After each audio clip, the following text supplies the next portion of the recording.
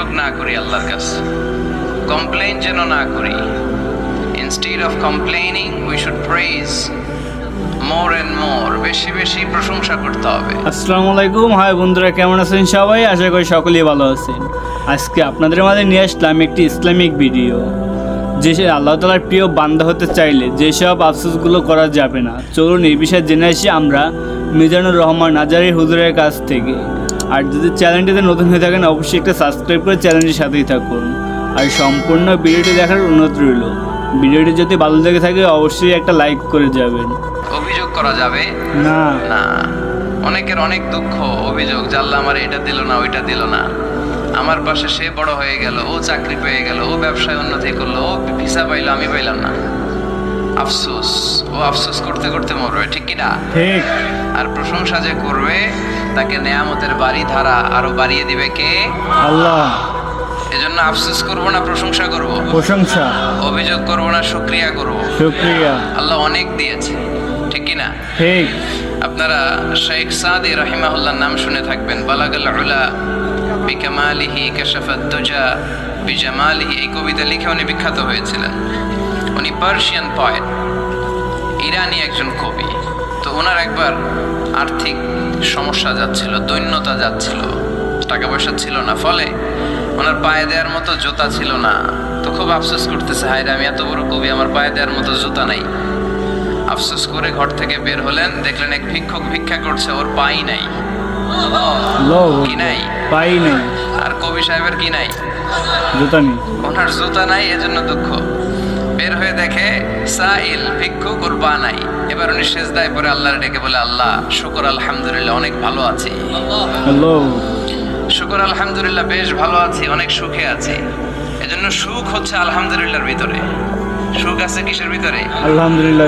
যে কোনো পরিস্থিতিতে আমরা থাকি না কেন, বিপদে আপদে, সকালে বিকালে, শীতকালে গ্রীষ্মকালে, আমরা কি পড়বো? আলহামদুলিল্লাহ। আলহামদুলিল্লাহ পড়বো। এর কারণ চাহিদার কোনো শেষ নাই। যার আছে যত বেশি, সে চায় তত বেশি বেশি। তাহলে এই কথাগুলো বলার উদ্দেশ্য হচ্ছে হিউম্যান ডিমান্ডস এর কোনো শেষ নাই, আনলিমিটেড হিউম্যান ডিমান্ডস। এজন্য বিষ্ণু বললেন, লাউ আন্না লিকুল্লি ইবনি আদামা ওয়াদিয়ান মিন যাহাব আহাব্বা আন ইয়াকুনা লাহু ওয়াদিয়ান ওয়া লা ইয়ামলা আফাহু ইল্লা তুরাব। আল্লাহ বলেন, এই বনি আদমের প্রত্যেককে যদি একটা করে স্বর্ণের পাহাড়ের মালিক বানিয়ে দেয়া হয়। কিসের পাহাড়? স্বর্ণের পাহাড়। দেখছেন জীবনে? আচ্ছা, স্বর্ণের পাহাড়ের যদি মালিক বানিয়ে দেয়া হয়, আহাব্বা আন ইয়াকুনা লাহু ওয়াদিয়ান, একটা করে স্বর্ণের পাহাড়ের মালিক বানিয়ে দিলেও সে চাইবে কিভাবে আরো একটা স্বর্ণের পাহাড়ের মালিক হওয়া যায়। আচ্ছা, একটু বুঝে শুনে উত্তর করবেন। একটা স্বর্ণের পাহাড়ের মালিক যদি আমি হই, শুধু আমি কেন, আমার 14 পুরুষ এটারে বিক্রি করে খেলেও কি শেষ করতে পারবো না। তো আমার আরেকটা লাগবে কেন? আরেকটা দিয়ে আমি কি করব? স্বভাব। বিষ্ণু বললেন, সবশেষে হাদিসের শেষাংশে বললেন, ওয়ালাইয়ামলা আফাহু ইল্লা তুরাব, কবরের মাটি ছাড়া কোনো কিছুই মানুষের এই জিহ্বাটারে থামাতে পারবে না। চিৎকার করে বলেন, ঠিক কি না? ঠিক। এজন্য যার আছে বেশি, ও চায় বেশি। এই ডিমান্ডটারে একটু কমাতে হবে, আল্লাহর কাছে শুকরিয়া করতে হবে। অর্থের প্রয়োজন আছে, কিন্তু এটার হৃদয়ে স্থান দেয়া যাবে না। এটা হাতে আসবে আবার চলে যাবে, ঠিক কি না? ঠিক। হৃদয়ে স্থান থাকবে কার? আল্লাহ।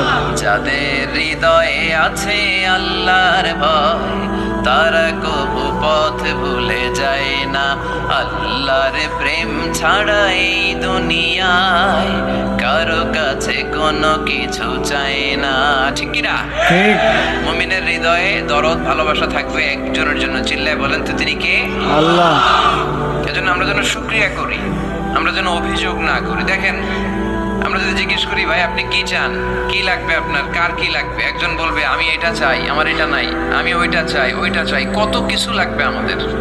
কিন্তু ঠিক এই মুহূর্তে যে লোকটা হসপিটালের বেডে শুয়ে আছে, ক্যান্সারে আক্রান্ত, ক্যান্সার যার নেই কোনো অ্যান্সার, ওরে যদি জিজ্ঞেস করেন, ও বলবে আমার কিচ্ছু লাগবে না, আমি শুধু বাঁচতে চাই। ও কি চায়? আর আমরা অনেক কিছু চাই। এজন্য আমরা শুকরিয়া করব বেশি বেশি। শুকরিয়া করলে বাড়িয়ে দেয় কে? আল্লাহ। বিশ্বনবী দোয়া করতেন, আল্লাহুম্মা জাআলনি সাবুরা ওয়া জাআলনি শাকুরা ওয়াজআলনি ফি আইনি সগীরা ওয়া ফি আয়ুনিন নাসি কাবীরা। আল্লাহ আপনি আমারে ধৈর্যশীল বানান, আপনি আমারে শুকরগুজার বান্দা বানান। আল্লাহ আমার চোখে আপনি আমারে ছোট বানান, গোটা বিশ্বের মানুষের চোখে আপনি আমারে বড় বানান। সবাই পড়ি আমিন। আমিন। এজন্য সবসময় প্রশংসা করব কার? আল্লাহর। কম কম না বেশি বেশি? বেশি বেশি। সবসময় শুকরিয়া করতে রাজি আছি তো? আছি। আল্লাহ সব সময় যেন আমরা তোমার শুকরিয়া করতে পারি, তুমি তৌফিক দাও। আমিন। আল্লাহর কাছে কামনা করছি যে অল্প কিছু সময় আমরা কথা শুনবো, সরাসরি কোরআন থেকে শুনবো, পড়ি ইনশাআল্লাহ। ইনশাআল্লাহ। কোরআন থেকে কথা শোনার সবচেয়ে বড় একটা ফজিলত হচ্ছে এই কথার মধ্যে কোনো গোজামিল নাই, কোনো ভুল নাই, কোনো সন্দেহ নাই। চিল্লায় বলেন ঠিক কিনা? ঠিক। এবং কেউ কি এই কোরআনের ব্যাপারে কোনো সন্দেহ, কোনো ভুল, কোনো ইনকনসিস্টেন্সি প্রমাণ দিতে পেরেছে? না। পারে নাই, পারবেও না। This is the book whereof there is no doubt, no suspicion in it, and a guidance to those who are muttaqin. আল্লাহ বললেন যালিকাল কিতাব লা রাইবা ফি হুদাল লিল মুত্তাকিন। এটা এমন বই যে বইয়ে কোনো ভুল নাই, কোনো সন্দেহ নাই, এবং মুত্তাকিনদের জন্য হেদায়েতের গাইড বুক করে এই বইটারে পাঠালো কে? আল্লাহ। এজন্য এই বইটা আমরা বুক সেলফের একেবারে উপরের তাকে রাখবো, যাতে ধুলা বালি আর মাকড়সার বাসা এটা ময়লা হয়ে থাকে। জি না? হ্যাঁ, কোথায় রাখবেন? হাতের নাগালে। একেবারে হাতের কাছে রাখবো, হাতের কাছে রাখবো। পৃথিবীর সবচাইতে নন্দিত এই কিতাবটা আজকে সবচাইতে বেশি নিগৃহীত, উপেক্ষিত। বুক সেলফে রাখে তাও একেবারে উপরের তাকে, কারণ বছরে 1-2 বার কামে লাগে। কেউ মরলে, কথা বলেন, ঠিক। মারা গেছে, এখন সামনে বসে বসে কোরআন তেলাওয়াত করতে হবে। কোরআন এসেছে জীবিত মানুষদের জন্য। কোরআন নিজেও জীবিত কিতাব, আলোকিত করেও জীবিতদেরকে। চিল্লায় বলেন ঠিক কিনা? ঠিক। কিতাবুন হাই, জীবিত কিতাব, ওয়াকিং এনসাইক্লোপিডিয়া, চলমান বিশ্বকোষ। যাই জিজ্ঞেস করবেন তথ্যের সম্ভার, তথ্য উপাত্ত আর ইনফরমেশন এই কোরআনের ভেতরে আছে না নাই? আছে। মানব সমস্যার সব সমাধান আছে। এজন্য এই বইটাকে বলা হয় দ্য প্রবলেম সলভিং মেথডোলজি। এই কোরআন আপনার সব প্রবলেমকে সলভ করে দেয়। It's not a problem creating methodology. এটা জীবনের কোথাও সমস্যা বাধায় না। কোরআন কোথাও সমস্যা লাগায়? না। কথা বলেন। না। জট লাগায় নাকি জট খুলে দেয়? আলহামদুলিল্লাহ পড়েন। আলহামদুলিল্লাহ। এজন্য কোরআনের সাথে যেন আমরা সম্পর্ক বাড়াই। We should increase the attachment with the holy book Quran. যতই সম্পর্ক বাড়াবেন আপনার মর্যাদা বাড়াবে কে? সম্মানিত ভাইরা, খেয়াল করে বুঝবেন, সাইয়েদনা জিবরিল আলাইহিস সালাম এই কোরআন নিয়ে পৃথিবীতে এসেছিল, তাই তিনি হয়েছেন শ্রেষ্ঠতম ফেরেশতা। রমাদান আল মুবারকে আল্লাহ তাআলা এই কোরআনকে নাজিল করেছে, তাই রমাদান হয়েছে শ্রেষ্ঠতম মাস। ঠিক। বিশ্বনবীর উপর আল্লাহ তাআলা এই কোরআন নাজিল করেছেন, তাই তিনি হয়েছেন বিশ্বনবী। আমরাও যদি এই কোরআনের সাথে সম্পর্ক লাগাই, আমাদের মর্যাদাও এরকম আকাশচুম্বী করে দিবে কে? আল্লাহ। এজন্য কোরআনের সাথে অ্যাটাচমেন্ট বাড়ানোর দরকার আছে না নাই? আছে। প্রতিদিন যেন আমরা কোরআন তেলাওয়াত করি, প্রতিদিন যেন কোরআনের বঙ্গানুবাদ পড়ি। যা বলার সব বলা হয়েছে, নতুন করে আল্লাহ কিছু বলবে না। না। এজন্য কোরআন থেকে নূর নিয়ে যেন আমরা নিজেদেরকে আলোকিত করি। কোরআনের একটা নাম হচ্ছে নূর, একটা নাম কি? লিতুখরিজান নাসা মিনাজ যুলুমাতি ইলান নূর। এই কোরআনকে আমি পাঠিয়েছি অন্ধকারাচ্ছন্ন মানুষগুলোকে আলোর পথে নিয়ে যাওয়ার জন্য। কোরআন মানুষকে আলোকিত করে, কোরআন মানুষকে জাহালাত বা অন্ধকার শিক্ষা দেয় না। এজন্য আসুন কোরআনের সাথে সম্পর্ক বাড়াই এবং নিজেদেরকে আলোকিত করি। আর এই কোরআনের যেখান দিয়েই আমরা কথা শুনি না কেন, নাই লা তুহসা আজাইবুহু ওয়ালা তাবলা গরাইবুহু ফিহি মাসাবিহুল হুদা ওয়া মানারুল হিকমা। কোরআনের আশ্চর্যান্বিতার কোনো শেষ নাই, কোনো শেষ নাই। যতই পড়বেন ততই আশ্চর্য হবেন। সুবহানাল্লাহ পড়বেন না? ওয়ালা তাবলা গরাইবুহু, এটা কখনো পুরাতন হবে না, জীর্ণ শীর্ণ হবে না। সূরা ফাতিহা যারা আমরা পড়েছি লক্ষ লক্ষ বার, যাদের বয়স 50 কিংবা 60, কত লক্ষ বার সূরা ফাতিহা পড়েছি, কোনো হিসাব আছে? তারপরেও কোনোদিন কি মনে হয়েছে যে সূরা ফাতিহাটা পুরান পুরান লাগে? 60 বছর ধরে সূরা ফাতিহা দিয়ে শুরু করছি নামাজ, কালকে থেকে কুল পাল্লা দিয়ে শুরু করব, এরকম কেউ বলে? না। কোরআন পুরান লাগে? না। চির নতুন, এভারগ্রিন, সবুজ, চির সবুজ, চির নতুন। এটা কখনো পুরাতন হয় না। ফিহি মাসাবিহুল হুদা, কোরআনে আছে হেদায়েতের মশাল। ওমানারুল হিকমার, কোরআন হচ্ছে বিজ্ঞানের সুউচ্চ মিনার। কোরআনের ভিতরে বিজ্ঞানের তথ্য উপাত্ত আছে না নাই? আছে। আপনি কোরআনে বর্ণিত cosmic symbols, natural phenomena, scientific indications গুলো যদি পড়েন আপনি অবাক হবেন, কপাল ঘষে ঘষে আল্লাহর সিজদা দিবেন, ঠিক কি না? ঠিক। এজন্য আসুন কোরআনের সাথে সম্পর্ক বাড়াই, প্রতিদিন কোরআন পড়বো, ধীরস্থির ভাবে পড়বো। রাত্তিলিল কোরআনা তারতিলা।